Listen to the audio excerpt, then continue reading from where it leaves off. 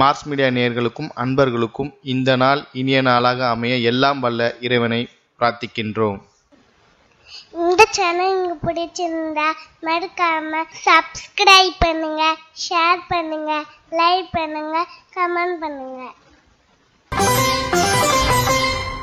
எனதருமை விருச்சிக ராசி நேயர்களே, இந்த பதிவுல நம்ம என்ன பார்க்க போறோம் அப்படின்னா 2024ஆம் ஆண்டு ஆகஸ்ட் மாத ராசி பலன். இந்த ஆகஸ்ட் மாசத்துல உங்களுக்கு எந்தெந்த கிரகங்கள் அற்புதமா வேலை செய்ய போறது, எந்தெந்த கிரகங்கள் மூலமா நீங்க அப்படியே ஓரமா நகர்ந்துக்கணும், அதே சமயம் பரிகாரமா என்ன பண்ணினா ரொம்ப விசேஷம் அப்படிங்கறத பத்திலாம் நம்ம இப்ப தெளிவா பார்க்க போறோம். ஃபர்ஸ்ட் ஆஃப் ஆல் 7-12 கூடிய அதிபதி சுக்கிர பகவான், அதாவது உங்களோட கலத்திராதிபதி விரையாதிபதி இந்த சுக்கிர பகவான் எங்க இருக்காருன்னு பாத்தீங்கன்னா ஜீவனஸ்தானமாக 10ஆம் இடத்துல இருக்கார். கொஞ்சம் பொறுப்புகள்லாம் அதிகமா தான் இருக்கு. உத்தியோகத்துல சரி, தொழில் வியாபாரத்திலயும் சரி, குடும்பத்துல சரி, இல்லத்தரசிகளுக்கும் பாருங்களேன், அதாவது யாராவது ரிலேஷன்ஸ் வந்து போயிட்டு இருக்காங்க, அதனாலேயே கொஞ்சம் வேலை பளு அவங்களுக்கும் இருக்கு.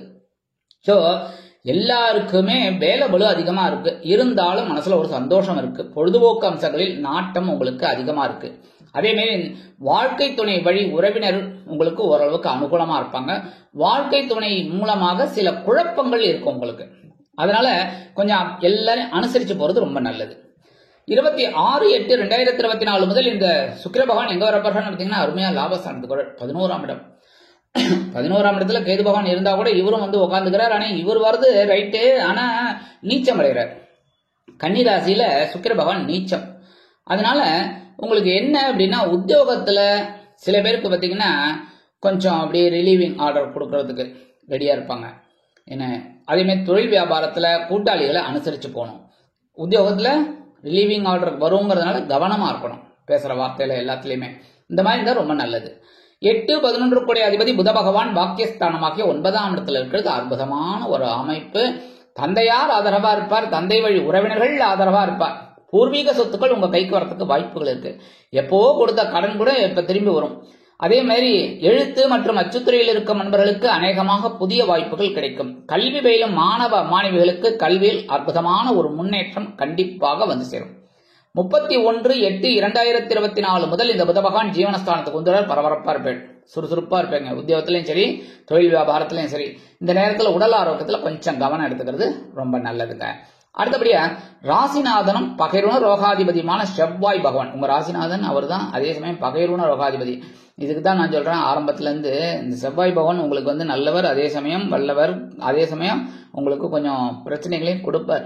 எந்த விஷயம் அப்படின்னா இப்ப ராசிநாதன் அப்படிங்கறதுனால உங்களுக்கு ஒரு பயங்கரமா சப்போர்ட் பண்ணுவார்.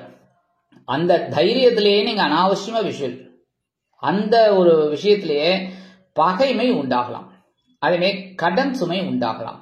எல்லாம் நம்ம பார்த்துக்கலாம் அப்படின்னு ஒரு பொருள் வாங்கணும் அப்படின்னா தைரியமா கடனை வாங்கிடுவீங்க. யார் கட்டுறது? பிரச்சனை வரும், பகைமை அதிகமாகும். அதே மாதிரி உடல் ஆரோக்கியத்திலையும் இதே தான் உங்களுக்கு கதை ஓடின்னு இருக்கு. என்ன அப்படின்னா உங்களுக்கு பார்த்தீங்கன்னா ஒண்ணுமே இல்லை, மனசளவுல நீங்க வந்து பாதிக்கப்பட்டிருக்கீங்க. எப்படின்னா நமக்கு ஏதோ ஒண்ணு அதே நினைச்சுக்கிறதுனால தான் இந்த பகைருண ரோகாதிபதி உங்களுக்கு உடல் ஆரோக்கியத்துல என்னமோ பிரச்சனைங்கிறத சொல்லி விடுறார். அப்ப நீங்க வந்து என்ன பண்ணணும் அப்படின்னா மனச அப்படியே சரி பண்ணிக்கணும். எப்படி? யோகா, தியானம், உடற்பயிற்சி, நடைப்பயிற்சி இதெல்லாம் நீங்க மேற்கொண்டீங்கனாலே உடம்பு நன்னாயிடும். உடம்பு நன்னாயிடுச்சு அப்படின்னாலே மனசும் நல்லாயிடும், தெளிவா யோசிப்பீங்க. அந்த வகையில இந்த ராசிநாதனும் பகைருண ரோகாதிபதியுமான செவ்வாய் 2-5 கூடிய அதிபதி குரு பகவான் கலத்திரஸ்தானமாக 7ஆம் இடத்துல இருக்கார். 7ஆம் இடம் அப்படிங்கும்போது என்ன விஷயம்? கவனமா இருக்கணும். வாழ்க்கை துணை, உடல் ஆரோக்கியத்துல, வாழ்க்கை துணை வழி உறவினர்கள்ட்ட இதெல்லாம் கவனமா இருக்கிறது ரொம்ப நல்லது. சரி, இப்ப குரு பகவான் 7ஆம் இடத்துல இருக்கிறது ரொம்ப விசேஷம். அதுவும் தனவாக்கு குடும்பஸ்தானாதிபதி பஞ்சமாதிபதி உங்களுக்கு 7ஆம் இடத்துல இருக்கிறது ரொம்ப விசேஷம். ஏன்னா 7ஆம் இடத்துல இருந்து நேரம் உங்க ஜென்மராசியை பார்த்துட்டு இருக்காரு. அப்புறம் என்ன பிரச்சனை? அதுக்கு தான் நான் முன்னாடியே சொன்னேன், கவனமா இருக்கணும், பொறுப்பா இருக்கணும். நமக்கு ஒண்ணுமே இல்லை அப்படின்னு நினைச்சுக்கோங்க, கண்டிப்பா நல்லது நடக்கும். இருந்தாலும் இந்த குரு பகவான் செவ்வாயுடன் இணைந்து குருமங்கள யோகத்தை உங்களுக்கு கொடுக்கற. அந்த குருமங்கள யோகத்தை நீங்க அனுபவிக்கணும். அடுத்தபடியா இந்த குரு பகவான் 7ஆம் இடத்துல இருந்தாலும் பார்வைன்னு பார்த்தீங்கன்னா 5ஆம் பார்வை உங்கள் லாபஸ்தானத்துல விழுது. கடுமையா உழைப்பில் அதுக்கு உண்டான உயர்வுகள் உங்களுக்கு கண்டிப்பா கிடைக்கும். நான் என்ன சொன்னேன் கவனிச்சிங்களா? கடுமையாக உழைப்பீர்கள், அதற்குண்டான ஒரு வருமானம் உங்களுக்கு வரும். சரியா? உழைக்கணும். உழைக்காமே உட்காந்துட்டு ஒரு ஆட்டோ டிரைவர் அதே என்ன கேட்டாரு, ஐயா நான் விருச்சிக ராசி. சொல்லுங்கப்பா. ரொம்ப கஷ்டத்தில் இருக்கேன். கரெக்ட். என்ன பண்ணிட்டு இருக்கீங்க? நான் ஆட்டோ ஓட்டிட்டு இருக்கேங்க. ரைட்டுங்க, அது தப்பே கிடையாது. ஏன்னா ஒவ்வொருத்தரும் ஒவ்வொரு தொழில், இதில் என்ன இருக்கு? அதனால ஓகே, ரொம்ப சந்தோஷங்க, அதெல்லாம் ஒன்றும் இது இல்லை. நல்லா இப்போ எப்படி இருக்கு, களத்திரத்தில் 7ஆம் இடத்துல குரு இருக்கிறதுனால பரவாயில்லைங்க. நீங்கள் இல்லைங்க நான் வந்து வீட்லேயே தான் இருக்கேன். அப்போ ஆட்டோ யாருங்க ஓட்டுறதுன்னு? யாருமே ஓட்டலைங்க, வெளியில தான் இருக்கு. அப்போ எப்படிங்க வருமானம் வரும்? அதாங்க வரல, அதான் உங்களை கேட்குறேன்.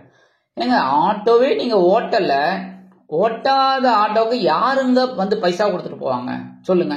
நீங்க எழுந்திருந்து உங்க சோம்பேறித்தனம், உங்களோட மந்தத்தனம் எல்லாத்தையும் தூக்கி எறிஞ்சிட்டு செவ்வாயை மனசுல வச்சுக்கோங்க.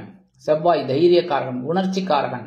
எடுத்துக்கிட்டு நேரா உங்க வண்டியை எடுத்துக்கிட்டு ஓட்டுங்க. உங்களுக்கு நிறைய வருமானம் வரும். கடுமையா உழைங்க, அந்த வருமானம் உங்களுக்கு கண்டிப்பா கிடைக்கும். ரொம்ப நன்றி சுவாமி, நாளையிலேருந்து நான் எடுத்துக்கிறேன் அப்படின்னு. அது மாதிரி நம்ம கடுமையா உழைக்க உழைக்க உழைக்க எந்த கிரகமும் நமக்கு நல்லதுதான் பண்ணும். இது நான் அடிச்சே சொல்றேன். சரியா? கடுமையா உழைங்க, கண்டிப்பா உண்டு. அதே மாதிரி 7ஆம் பார்வை உங்க ஜென்மராசியில குரு பகவான் பார்க்கறதுனால உங்களுக்கு மனசுல ஒரு தெளிவு இருக்கும்.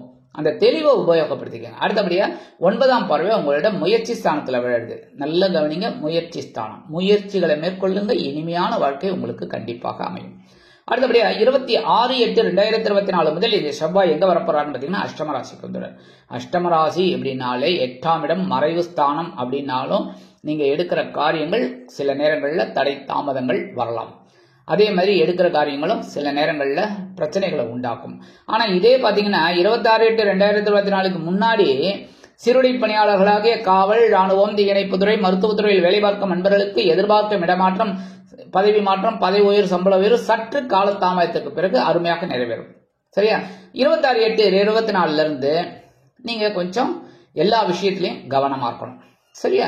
அடுத்தபடியா ஜீவனாதிபதி சூரிய பகவான் பாக்கியஸ்தானத்துல இருக்கார். மாத ஆரம்பத்துல தந்தையார் ஆதரவா இருப்பார். தந்தை வழி உறவினர்கள் ஆதரவா இருப்பாங்க. எடுக்கிற காரியங்கள் உங்களுக்கு அற்புதமாக நிறைவேறும். நல்லா கவனிச்சுக்கோங்க. எடுக்கிற காரியங்கள் எடுங்கோ, காரியங்கள் எல்லாம் சிறப்பா செய்யுங்க, வெற்றி. 17/8/2024 முதல் இந்த ஜீவனாதிபதி சூரிய பகவான் ஜீவனஸ்தானத்திலே ஆட்சி அமைச்சு சஞ்சாரம் பண்ண போறார். கண்டிப்பா உத்தியோகம் தேடும் குழந்தைகளுக்கு உத்தியோகம் நல்லபடியா அமையும். அதே மாதிரி வேற உத்தியோகம் போலான்னு நினைக்கிறவாளுக்குலாம் நல்ல உத்தியோகம் கண்டிப்பா கிடைக்கும். சில பேர் உத்தியோகம் போயிட்டு வீட்டுல உட்கார்ந்துட்டு இருக்கீங்க, சரியா? அவங்களுக்குலாம் நல்ல உத்தியோகம் கிடைக்கும். அடுத்தபடியா எல்லா விஷயத்திலையும் நீங்க பொறுப்பா நடந்துப்பீங்க. அதனாலே உங்களுக்கு சிறப்புகள் தேடி வரும். தொழில் வியாபாரம் நல்லபடியா இருக்கும், கவலைப்படலாம். சில பேருக்கு பாத்தீங்கன்னா வீடு, மனை, வாகனம் இதெல்லாம் வாங்கக்கூடிய ஒரு வாய்ப்புகளும் தேடி வரும். 3-4 கூட அதிபதி சனீஸ்வர பகவான் சுகஸ்தானத்துல இருக்கார். அர்த்தாஷ்டம சனி, ஆனா வக்ரகதியில இருக்கார். கொஞ்சம் பரவாயில்ல, உடம்பு ஒன்றும் பெரிய பாதகங்களை கொடுக்கலன்னு நீங்களே நினைச்சுக்கிட்டீங்க. கரெக்டா? அதனால ஓரளவுக்கு உங்களுக்கு அனுசரணையா இருக்கு. என்ன ஒண்ணு, உறவினர்கள் விஷயத்துல கொஞ்சம் கவனமா இருங்க. அவங்கள பத்தி அனாவசியமான அவதூறோ இல்ல புரளியோ பேசாம இருந்தாலே உங்களுக்கு பெரிய நன்மைகள் கண்டிப்பாக வந்து சேரும். சில பேருக்கு பாத்தீங்கன்னா வெளியூர் அல்லது வெளிநாட்டு பயணங்களின் மூலம் சில நன்மைகளும் நடைபெறும். அடுத்தபடியா சாயா கிரகங்கள் அப்படின்னு சொல்லக்கூடிய ராகு பகவான் பஞ்சமஸ்தானத்துல இருக்க. குழப்பம் இருந்துட்டே இருக்கு. சரியா? குழப்பம் இருந்துகிட்டே இருக்கு. அந்த குழப்பத்தெல்லாம் தீர்க்கணும்னா தெளிவு தான் வேணும். தெளிவு அப்படிங்கும்போது ஒவ்வொரு விஷயத்திலும் நீங்க கவனமா இருந்தீங்கன்னா கண்டிப்பா நல்லது நடக்கும். வெளியூர் போய் இல்லைன்னா வெளிநாடு போய் படிக்கணும், உத்தியோகம் போகணும்னு நினைக்கிற குழந்தைகளுக்கெல்லாம் ஓரளவுக்கு அனுகூலம் கண்டிப்பாக அமையும். எடுக்கிற காரியங்களும் ஓரளவுக்கு. ஆனா இந்த குழந்தைகள் மூலமா உங்களுக்கு மனசுல ஒரு குழப்பம் வந்து போகும். அடுத்தபடியா மற்றொரு சாயா கிரகமான கேது பகவான் லாபஸ்தானத்துல இருக்கார். சூப்பர். 11ஆம் இடத்துல இருக்கிற கேது பகவான் ரொம்ப அற்புதமான ஒரு ஆன்மீகத்துல உங்களுக்கு ஒரு இதை கொடுத்துட்டு இருக்காரு, புத்திய. நீங்க என்ன பண்ணணும்? ஆன்மீகத்துல நாட்டத்தை கொள்ளணும். புரியுதா? ஓம் ஸ்ரீ கணேசாய நமக, ஓம் கம் கணபதியே நமக. காலையில எழுந்தோடனே ஒரு 27 தடவை சொல்லுங்க. ஒன்னும் பெரிய குடி முழுகிடாது. ஒரு 27 தடவை சொல்றது எவ்வளவு நேரம் ஆகும்? 2 நிமிஷம் ஆகுமா? இல்ல 5 நிமிஷமே ஆகட்டும். எழுந்து காலையில எழுந்தோடனே இது சொல்லுங்க. ஓம் கம் கணபதியே நமக, ஓம் ஸ்ரீ கணேசாய நமக. கண்டிப்பா பகவான் அனுகிரகம் பண்ணுவார். மனசுல இருக்கிற குழப்பத்தை தீர்ப்பார். எடுக்கிற காரியங்களை சிறப்பா எடுத்து வைப்பார். அதே சமயம் ஆன்மீக பயணங்களை மேற்கொள்ளுங்க. முடிஞ்சவங்களாம் ஆன்மீக பயணங்கள்ல போங்க. கண்டிப்பா ஒரு சக்சஸ்ஃபுல் உங்களுக்கு கிடைக்கும். ஏன்னா இந்த கேது பகவான் லாபஸ்தானத்துல இருந்தாலும் குருவோட 5ஆம் பார்வையை வாங்கிட்டு இருக்காரு. அதனால உங்களுக்கு சிறப்பான ஒரு சூழ்நிலை கண்டிப்பா அமையும். குடும்பத்துல சுபகாரிய பேச்சுக்கள் நிறைவேறும். எடுக்கிற காரியங்கள் அற்புதமாக நிறைவேறும். சரியா? பரிகாரமா என்ன பண்ணினா ரொம்ப விசேஷம். கண்டிப்பா எம்பெருமான் முருகப்பெருமான வழிபாடு பண்ணணும். முருகப்பெருமான் கோயிலுக்கு போயிட்டு முருகன் சன்னதியில வள்ளி தேவசேனா சமேத எம்பெருமான் முருகப்பெருமான மனசார தியானம் பண்ணுங்கோ, முடிஞ்சா நெய் தீபம் ஏத்துங்கோ. கொஞ்சம் அற்புதமான ஒரு முன்னேற்றம் உங்களுக்கு கண்டிப்பா கிடைக்கும். அடுத்தபடியா துர்க்கை அம்மன், துர்க்கையை விடாம வழிபாடு பண்ணுங்கோ. ராகுவோட அனுகிரகம் உங்களுக்கு கண்டிப்பா கிடைக்கும். எதுக்காக? ராகுவால உங்களுக்கு இருக்கிற மனக்குழப்பங்கள், மனக்கிலேசங்கள் அதெல்லாம் கண்டிப்பா குறையும். அடுத்தபடியா நவ கிரகங்களில் உள்ள சனீஸ்வர பகவானிற்கு சனிக்கிழமைகளில் எல் தீபம் ஏற்றி வழிபாடு பண்ணுங்க. எப்படி எல் தீபம் ஏற்றணும் அப்படின்னா அது கூட சொல்லி கொடுக்கணும் அப்படின்னு நினைக்கிறீங்களா? அது கிடையாது. முதல்ல எல் தீபம் வாங்கறதுக்கு முன்னாடி 9 தடவை சுத்திடுங்க. சரியா? நிறைய பேருக்கு டவுட் வருது.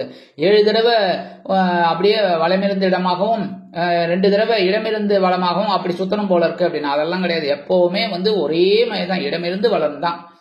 எப்படி இப்படி அப்படிலாம் கிடையாது. புரியுதா? கிரகங்கள் தான் அப்படி இப்படி இருக்கே தவிர நம்மளாம் ஒன்றும் கிரகத்துல இல்ல, பூமியில இருக்கோம். சரியா? நம்ம ஒரு கிரகம் கிடையாது.